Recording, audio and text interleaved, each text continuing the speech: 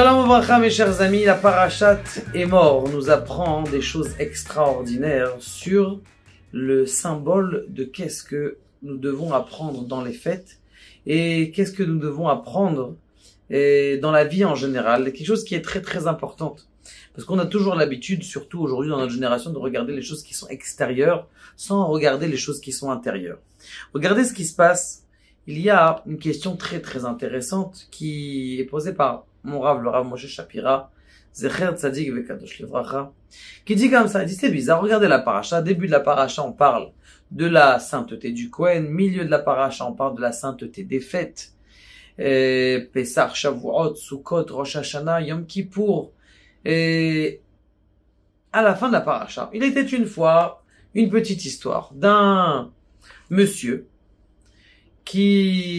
dont sa mère elle s'appelle Shlomit Bat Divri. Son père, on ne sait pas qui c'est Kaniré, un Égyptien. D'ailleurs, la seule juive qui est partie avec un Égyptien et qui a eu un enfant. Donc, c'est ce garçon-là, eh bien, il entend qu'il n'aura pas d'héritage dans le peuple d'Israël, puisque son père n'est qu'un Égyptien. Donc il fait pas partie des 12 tribus. Donc si c'est comme ça, on se pose une question qui dit comme ça, Vayotse ish. Il y a un homme qui est sorti, et Vaikalel, et il a blasphémé, Lor alenu, Lor alechem, je veux même pas dire le mot de qui. Donc, Moshe Rabbeinu, il entend ça, un blasphème contre eux. Comment c'est possible? Ce qu'il fait tout de suite, il sait pas quoi faire. Moshe Rabbeinu ne connaît pas la halakha. Il le prend, il le met en prison. Le temps qu'on l'a attrapé, une fois qu'on l'a attrapé, on le met en prison, et il va demander à Kadosh Baruch Hu. Kadosh Baruch Hu lui parle, il dit tu le prends, tu le lapides. Agave, entre parenthèses, cet homme-là, qui a été tué, il va revenir en Gilgoul. Le Gilgoul de qui vous pouvez vous imaginer? JC. C'est exactement la même histoire. On connaît pas trop c'est qui son père. Sa mère, on la connaît. Et d'ailleurs, pourquoi est-ce que Shlomit Bat Divri, elle s'appelait comme ça? Shlomit, c'était son nom. Parce qu'elle disait Shalom. À Divri, elle parlait d'Ibour, elle parlait à tout le monde. Tous les hommes, ça va, qu'est-ce que tu racontes? Genre l'influenceuse. Vikitsour, et bien sûr, elle a trouvé un Égyptien. Et donc cet Égyptien-là, il lui a fait un enfant. Cet enfant-là, il est pas très content. Il voit que il y a des ségrégations qui sont faites entre lui et l'autre peuple. Et on le prend et il est lapidé à la fin. Très bien. Maintenant, bon, alors là, tu fais une paracha. Tu me parles de la sainteté du Kohen. Tu me parles de la sainteté des fêtes. Et après, tu racontes une histoire comme ça. Quel rapport? Un paracha est censé avoir au moins un ordre chronologique qui nous aide à... Eh bien, pour essayer de comprendre ça, il y a plusieurs réayotes, mais une petite halakha, parabole, et en même temps psak halakha. C'est une fois un petit garçon qui est orphelin. Cet enfant qui est orphelin, eh bien, il est, comment on appelle ça? Voit que sa mère elle a du mal à le nourrir. Donc il décide de lui aussi partir où elle était, en Irak. Il tape chez un riche. Le riche, il avait un petit peu bu un trop de vin le soir. Il lui dit, écoute mon fils, si tu fais le fleuve de Pérat, le Frat, aller-retour, je te donne 200 000 dirhams. Le garçon, il dit, quelle aubaine. Maintenant, attention. Le Frat, c'est pas un petit fleuve. C'est un des fleuves qui sort du Gan Eden. C'est un fleuve qui est large. D'accord? De passer pour un enfant de 9 ans, de faire un aller-retour dans un fleuve comme ça, c'est Sakanat Haim, c'est un danger de mort. Ce qui se passe, c'est qu'il rentre à la maison. Maman, il est où mon maillot? Prends mon maillot. Il est 10 heures du soir. Et, mon maillot. Qu'est-ce que tu fais, mon fils? Il va dans l'armoire, il prend son maillot. Il court avec son maillot Nike. Et il fait un plongeon dans le Frat. Il commence et sa mère dit, mon fils, il est parti où dans le Frat? À cette heure-là, elle prend une petite lampiole. Et elle court après son fils. Elle arrive au bord de mon fils, reviens. Il allait même à la maison. Et il court. Et il nage plutôt. Il arrive de l'autre côté, il se repose un peu, et il revient. Et il nage. Et sa mère, mon fils, avec sa fiole comme ça, mon fils. Et il arrive au bord de la rive, alors qu'il allait couler déjà plusieurs fois, épuisé, fatigué, il s'évanouit sur le sable. Sa mère, elle le rattrape, elle lui donne un verre chaud à boire, elle le réchauffe, elle le prend dans ses bras. Mon fils, Christian, réveille-toi, ne meurs pas. Baruch Hashem, il s'est réveillé, il dit à sa mère, maman, laisse-moi tranquille, j'ai quelque chose à aller chercher.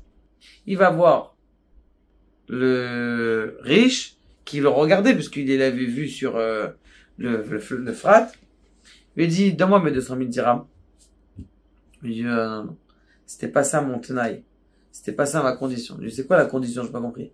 Il dit, ta mère, quand elle a pris la fiole, elle a réchauffé le fleuve. Donc, quand elle a réchauffé le fleuve, c'était un bain facile. Ce que t'as fait, je te donne pas 200 000 dirhams. Je dis, qu'est-ce que c'est? C'est quoi cette histoire? Tu m'as roulé? Pas du tout. Je vais aller voir le Ben Ishraï. Il arrive chez le Ben Ishraï. Ben Ishraï, il lui raconte comme ça l'histoire. Il dit, vas-y mon fils. T'inquiète pas, rentre à la maison, je t'amène l'argent. Il appelle le Shamash, va me chercher le riche. Va me chercher le riche, il dit, écoute, il y a un enfant qui m'a dit que tu lui as promis tant et tant d'argent. Pourquoi tu lui as pris son argent? Il lui dit, Kvod Arav et tout ça. Il dit, attends, avant de me répondre Kvod Arav, tiens, prends un petit café. Il a allumé une bougie, il a allumé Rabbi Meir Ba'alanes, Rabbi Shimon Bar Yochai, il a allumé 2 bougies comme ça. Il lui fait un café. Vous savez, les cafés de l'époque, il faut bien le chauffer pour que ça ait du goût. Il a pris le café, il a mis dedans du café dans l'eau froide, et il a dit, à la bois, Shakol, Ba'orata Hashem, Shakol Amidor. Berk. Kvod Arav, vous avez pas assez chauffé le café. Non, t'inquiète pas, ça va chauffer. Je dis, mais comment ça va chauffer? Vous avez la wifi ou quoi? Comment ça se passe? Ça chauffe comment? Il dit, ça va, t'inquiète pas, ça va chauffer. Bois encore. Il boit. Mais Kvod Arav, j'arrive pas. Bois encore. Rav, c'est froid, ça chauffe pas. Il dit, mais à quoi ça va chauffer? Tu vois la lumière là-bas pour Rabbi Meir Balanes. Rabbi Shimon Bar Yochai, c'est en train de chauffer ton café. Il dit, mais Rav, arrêtez. Toi aussi, tu t'es foutu du... Si déjà, cet enfant là, la mère, elle a tenu la fiole pour lui montrer l'endroit. Tu dis que ça a chauffé le nahar. Toi aussi, ça, la bougie de Rabbi Shimon Bar Yochai, ça aurait dû chauffer déjà ton café, non? Il lui dit non. Il lui dit, vous avez raison, donne-lui cet argent. Ils ont appelé l'enfant. Il lui dit, mais comment t'as passé? Il lui dit, plusieurs fois j'allais couler. Mais quand j'ai vu cette petite fiole de ma mère, elle me dit, rentre à la maison, ça m'a donné le courage d'avancer. Juste une petite étincelle de pénimiou d'intériorité. Même si à l'extérieur, l'endroit, il est terrible. Eh bien, cette étincelle à l'intérieur, elle te fait vivre. Il dit, c'est bidiouk la même chose, mes chers amis. On a 3 fêtes. Ces 3 fêtes, elles portent un sens. Une petite fiole qui est là. Elle porte un sens. Nous, qu'est-ce qu'on fait dans les fêtes? Ah, ouais, tu vas manger quoi? Le msouki. Ah non, nous, on mange la soupe au fèves. Et toi, tu manges quoi? Moi, le zarban avec la tchouk-tchouka. Et toi, tu manges quoi? On fait que de l'extériorité. Il vient le Mekalel. Vayotse Ish Mekalel. Le Ish Mekalel, il vient, il sort. Qu'est-ce qu'il veut te dire, il sort? Il vient t'expliquer qu'est-ce que c'est les fêtes. C'est quoi les fêtes? Al Yetse Ish Mekomo. Un homme, il doit rentrer dans lui. On a expliqué dans un autre cours que la fête de Pessah, elle est censée t'amener à apprendre à faire du bien. La fête de Sukkot, d'être rigoureux dans ta vie, dans ton travail. La fête de Shavuot, d'apprendre à te connaître à toi et à te développer à toi-même. Chaque fête, elle a un sens profond à l'intérieur, c'est celui-là que tu dois attraper. Le Mekalel, lui, il a pas compris. Il a regardé l'extérieur. Il dit, moi, j'ai pas d'héritage. Quel rapport? Tu peux étudier la Torah, même si ton père, il s'appelle Christian et qu'il n'est pas de chez nous. Tu peux étudier la Torah, tu peux rentrer dans la pénimiote. T'as regardé de regarder l'extériorité. Les fêtes, elles sont là pour l'intériorité. C'est pour ça qu'il y a une juxtaposition entre les fêtes et le Mekalel.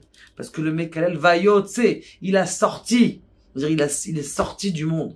Toi, les fêtes, elles sont là pour que tu rentres à l'intérieur du monde. Tu rentres, tu fasses une ascèse, comment on appelle ça? Une connexion profonde entre toi et ton âme, entre toi et ta Emouna, entre toi et ta Simcha, la fête de Sukkot, la Simcha. Combien on doit avoir de Simcha dans notre génération? Et que grâce à ça, eh bien, en comprenant cette paracha, eh bien, on va comprendre, Ba'azrat Hashem, toutes comment on appelle ça, les choses de façon intérieure, pas les choses que extérieures. Et de sortir de ce monde-là, qui ne regarde que de la façade, que de l'écran, que de la façade. Allez prendre comment on appelle ça, un mannequin. Prenez-la le matin quand elle est elle vient de sortir de son coussin. Elle a la même tête que ta femme, crois-moi. Baruch Adonai, elle aura la même tête.